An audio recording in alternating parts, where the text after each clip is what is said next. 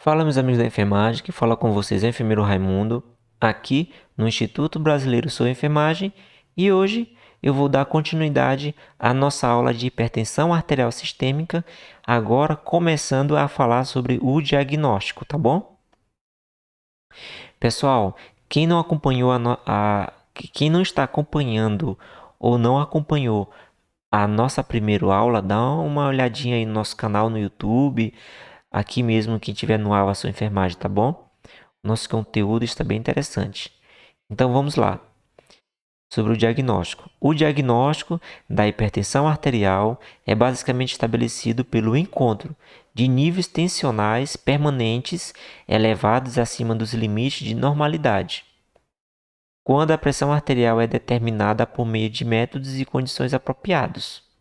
Portanto, a medida da pressão arterial é o elemento-chave para o estabelecimento do diagnóstico de hipertensão arterial. Não é verdade?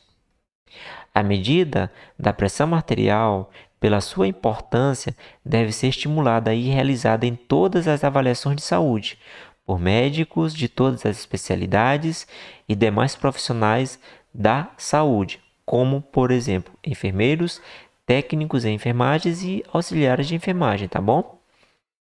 Agora nós vamos falar aqui sobre a avaliação clínica inicial. Essa avaliação clínica, ela é um pouquinho detalhada, extensa. Se vocês não tiverem entendendo, voltem, releiam, estudem um pouco, façam perguntas. Vai ter alguns conteúdos que nós vamos falar aqui que você pode não saber exatamente, aí vocês vão ter que estudar um pouco separado, tá? Depois eu vou apontando para vocês aqui quais conteúdos são esses, tá bom? Então vamos lá.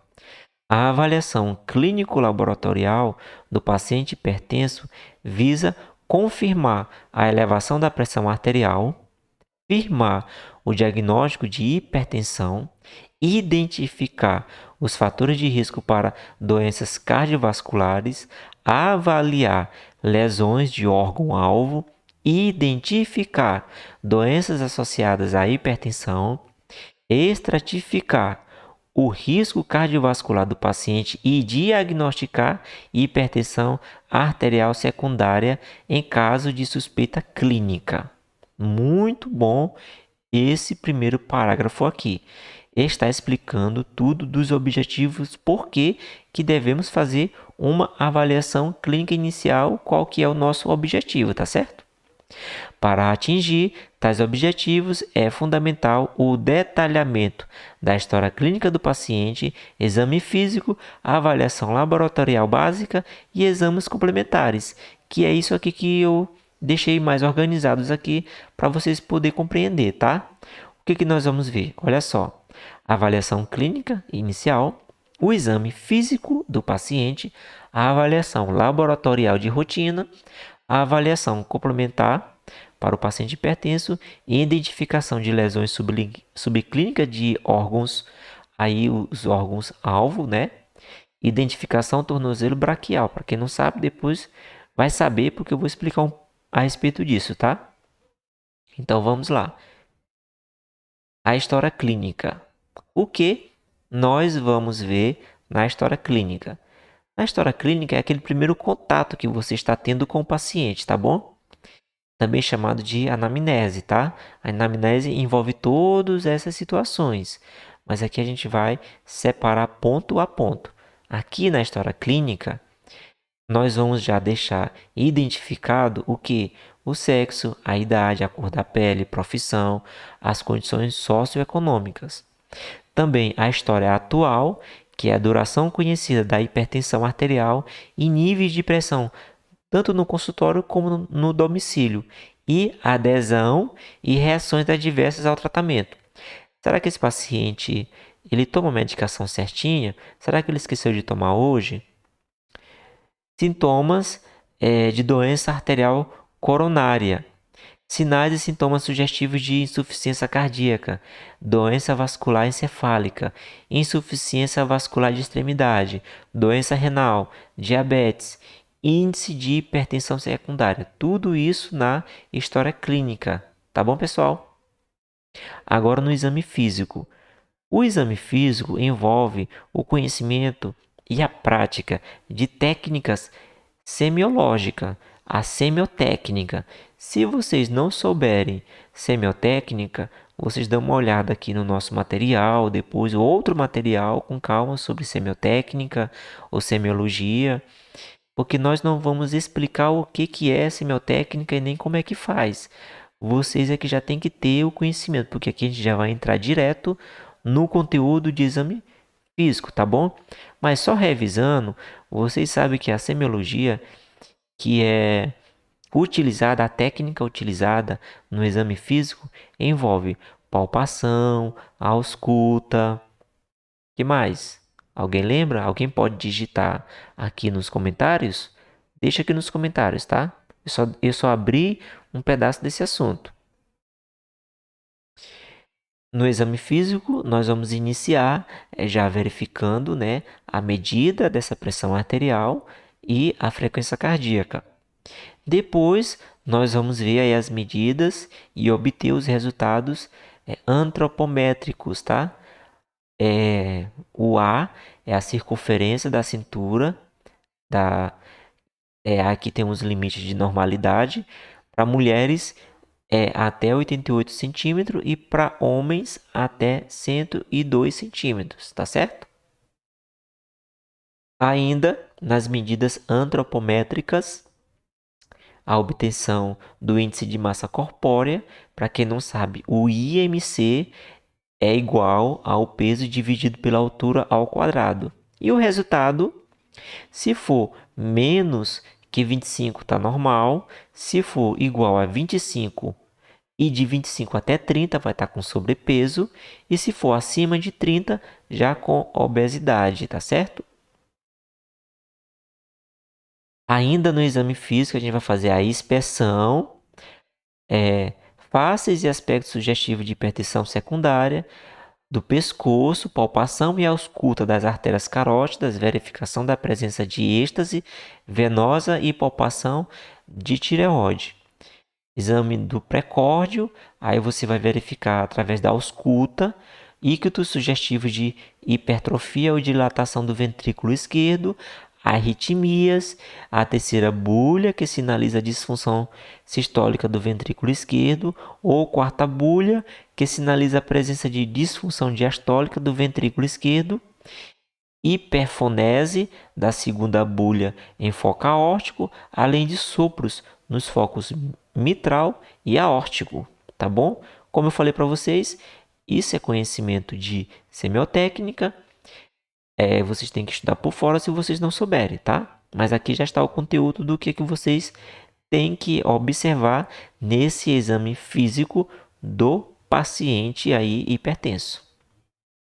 E olha que nós estamos falando só sobre a avaliação inicial, tá certo?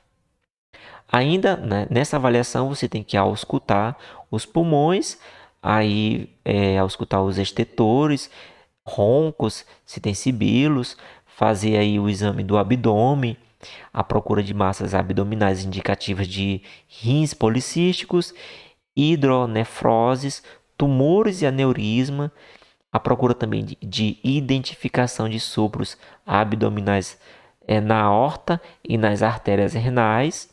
E depois nós vamos para as extremidades, fazendo a palpação dos pulsos braquial, radial, femoral, tibiais, posteriores e pediosos, tá? A diminuição da amplitude ou o retardo do pulso das artérias femorais sugerem doença obstrutiva ou coactação da aorta. Se houver forte suspeita de doença arterial obstrutiva periférica, determinar o índice tornozelo braquial, ITB, e avaliação de eventual edema. Por fim, fazer o exame neurológico, fazer também o exame de fundo de olho, que é identificar o estreitamento arteriolar, cruzamento de artérias patológicas aí no olho, presença ou não de hemorragia e exudato, tá certo? Olha só o tanto de coisa, o tanto de procedimentos que você vai ter que fazer com o paciente. Nada disso está sendo invasivo, tá? O exame físico desse paciente demora cerca de 30 a 40 minutos, tá? Isso é um exame físico de uma forma assim bem técnico, bem rápido, entendeu? Vai verificar sinais vitais, vai ver depois peso e altura, vai fazer o cálculo para ver como é que tá o IMC, a cintura abdominal. Depois você vai fazer a inspeção, a palpação, a ausculta da caixa torácica desse paciente, do pulmão, do coração. Depois vai ver os pulsos, né? Na sua região aí braquial, radial, femoral. E por fim, você vai ver aí avaliar a questão neurológica e o exame de fundo de olho, para saber como é que está aí esse paciente, se está apresentando alguma anormalidade, tá certo? Então vocês observem que esse exame físico, ele é extremamente importante não para identificar, eu já falei isso para vocês, eu vou falar novamente. Esses exames não é para identificar hipertensão arterial, mas para ver se esse paciente tem alguma outra doença, porque a hipertensão arterial vai estar diretamente relacionada para o agravamento de algum órgão desse paciente. Por isso que a gente precisa verificar se está tudo ok com esse paciente, tá? E aí é a segunda parte que a gente entra, que é sobre exame laboratorial. O exame laboratorial não é para identificar através de exame de sangue que o paciente é hipertenso, mas para descartar outras doenças que o paciente tem, entendeu? Então é muito tranquilo. E o que que a gente vai solicitar? Geralmente, pessoal, é solicitado para esses pacientes numa consulta de rotina, exame de rotina, análise de urina, que é a urina parcial, geralmente tipo 1, e se tiver alguma suspeita de infecção urinária, o médico já pede uma urocultura.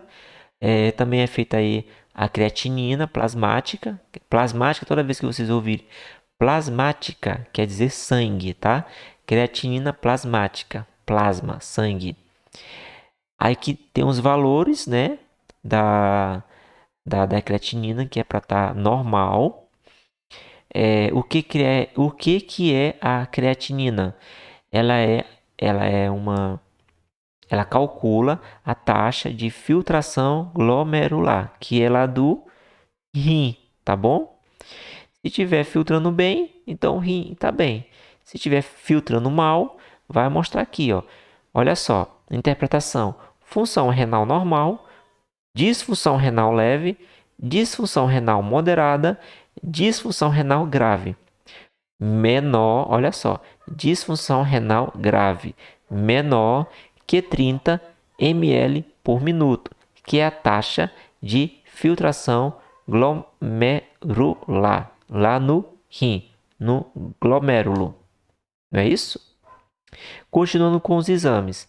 Pedimos aí a glicemia de jejum, colesterol, o HDL, triglicerídeo, o ácido úrico plasmático e o eletrocardiograma, o ECG.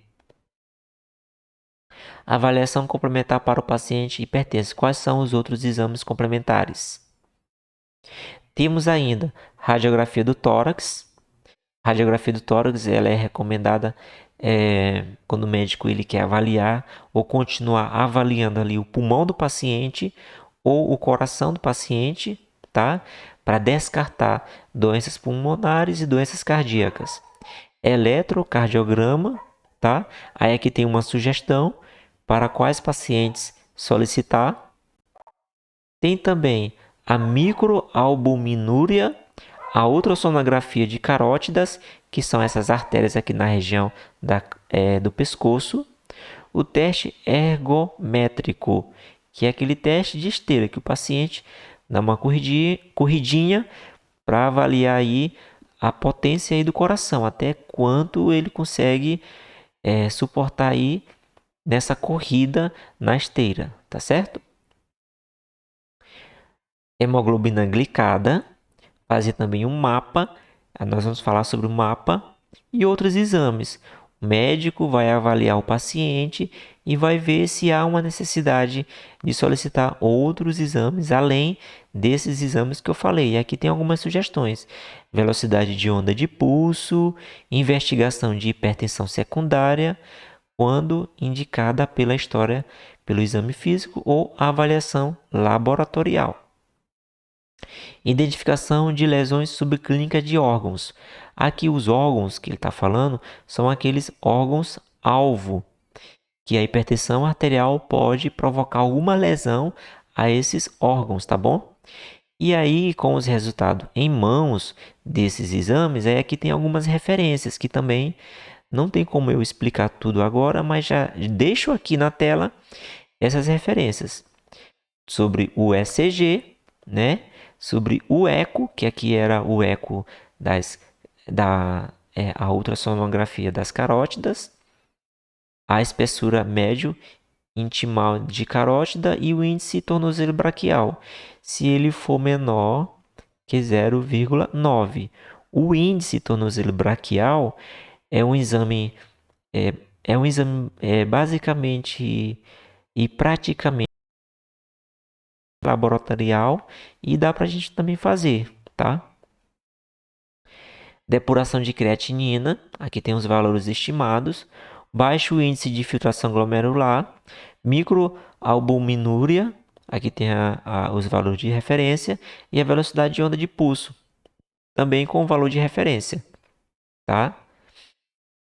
Agora a gente vai falar sobre o índice de tornozelo braquial, que é o ITB. Eu não sei se vocês já ouviram falar. O ITB, ele tem indicação para a idade entre 50 a 69 anos, se for tabagista ou diabético, e idade maior ou igual a 70 anos. Se tiver também dor nas pernas através de algum exercício, o paciente tem uma queixa que ele faz uma atividade física, ele anda muito e sente muita dor nas pernas. Se tiver alteração de pulso em membros inferiores e se tiver alguma doença arterial coronariana, tá bom? E risco cardiovascular intermediário. Aí a gente faz esse exame chamado de índice tornozelo braquial. No que consiste? Como que é realizado?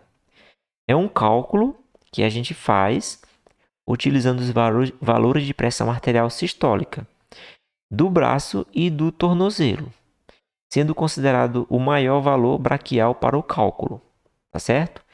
Então vamos lá. Nós vamos colocar sempre o valor mais alto, tá? É o ITB direito e o ITB esquerdo. O ITB direito é a pressão do tornozelo direito dividido pela pressão do braço direito. E o ITB esquerdo é a pressão do tornozelo esquerdo dividido pela pressão do braço esquerdo.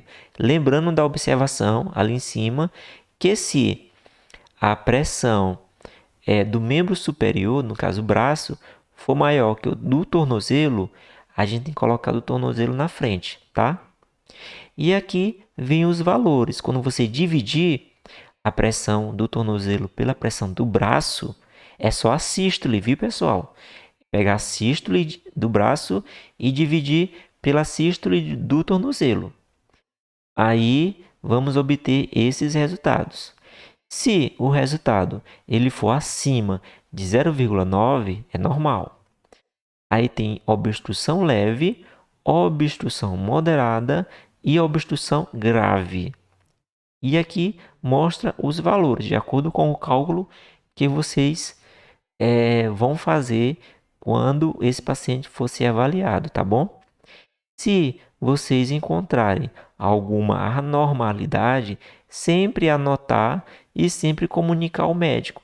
Geralmente nos postos de saúde ou nas unidades básicas, o paciente é primeiro recebido pela equipe de enfermagem, pelo técnico de enfermagem, pelo enfermeiro, e ali esse paciente ele tem essa primeira avaliação, é feito essa anamnese inteira, essa história clínica, exame físico desse paciente e tudo que você encontrar no paciente, tudo que você fizer, você anota que o médico, antes dele iniciar a consulta dele, com certeza ele vai ler o seu relatório médico, ou, desculpa, o seu relatório de enfermagem, para que ele possa entender que tipo de paciente ele está atendendo e em quais condições ele chegou ali na clínica, no hospital ou no posto de saúde, tá bom?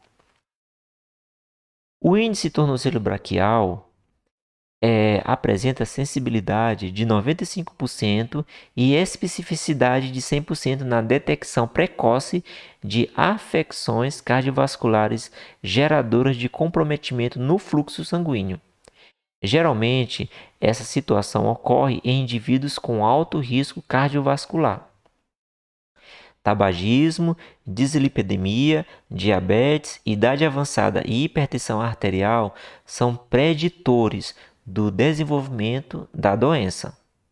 Pacientes com valores alterados de ITB deverão ser submetidos à posterior avaliação diagnóstica para doença arterial carótida e periférica. Bom, eu espero que vocês tenham compreendido a respeito do diagnóstico de pressão arterial. Nós vamos acabar nossa aula por aqui. Nós vamos dar uma continuidade no nosso próximo vídeo, já falando sobre as medidas de pressão arterial. Na verdade, sobre a verificação da pressão arterial. Isso ainda dentro do conteúdo de diagnóstico, tá bom? Pessoal, agradeço até aqui a presença de vocês. Essa foi as nossas referências que nós utilizamos. Acompanhe a gente nas redes sociais. Faça o comentário de vocês se estão gostando. Deixe as suas críticas, dúvidas. Até mais então. Tchau, tchau.